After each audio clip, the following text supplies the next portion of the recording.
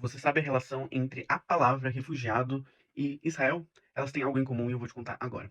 Basicamente, na Segunda Guerra Mundial, teve um genocídio judaico, né? Vários judeus foram assassinados por conta da sua religião. E muitos judeus migraram da Alemanha e foram para outros países, como por exemplo, a América do Sul recebeu mais 75 mil judeus, o Japão recebeu 18 mil judeus, a Palestina segura o número 60 mil, e os Estados Unidos 95 mil. Eram tanta gente nos Estados Unidos que eles fizeram uma coisa que eu achei um pouco xenofóbica, que é isso daqui, ó, mostrando que é mais um barco judeu, né, indo para ter mais moradores de ruas e tudo mais. Mas esse não é o que eu quero falar aqui agora.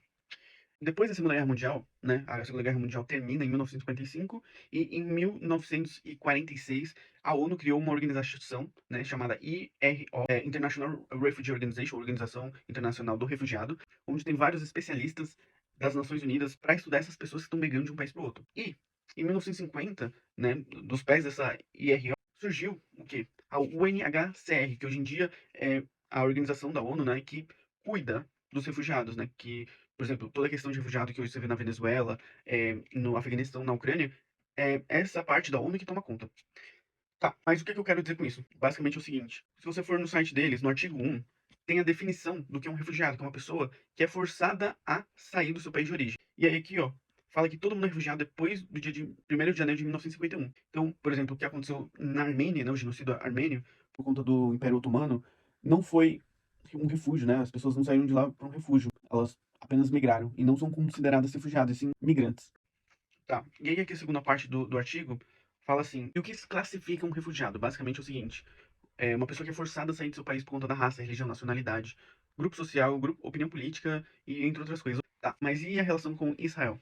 Basicamente é o seguinte, no começo do século XX, em 1916, 17, existia ali, naquela região onde você vê hoje o Israel e a Palestina, tinha o Império Otomano. E o Império Otomano, ele entrou em decadência a partir de 1917, 18 e terminou, né, em 19. Logo após isso, teve os britânicos que dominaram toda aquela parte ali do Egito até o sul do Líbano. Já o Líbano e a Síria foram dominados e viraram colônias da França. Tanto é que muitos libaneses e sírios falam francês, né, assim como uma segunda língua.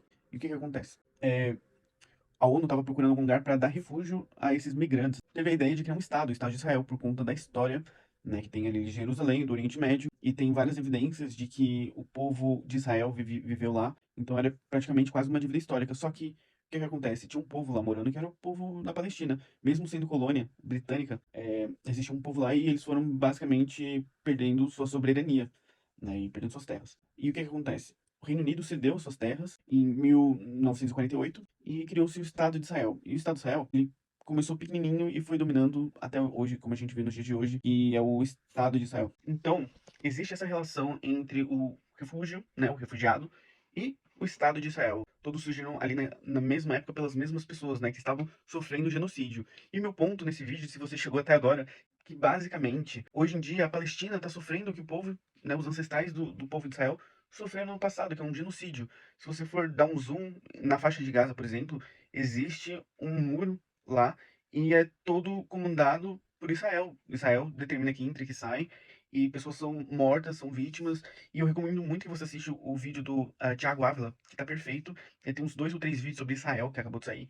E se esse genocídio continuar, você vai ver daqui uns 30, 40 dias, o povo da Palestina pedindo refúgio em outros países, como aconteceu com os próprios judeus uns 70 anos atrás. Então, vamos pensar bastante e refletir sobre o Estado de Israel e refugiados.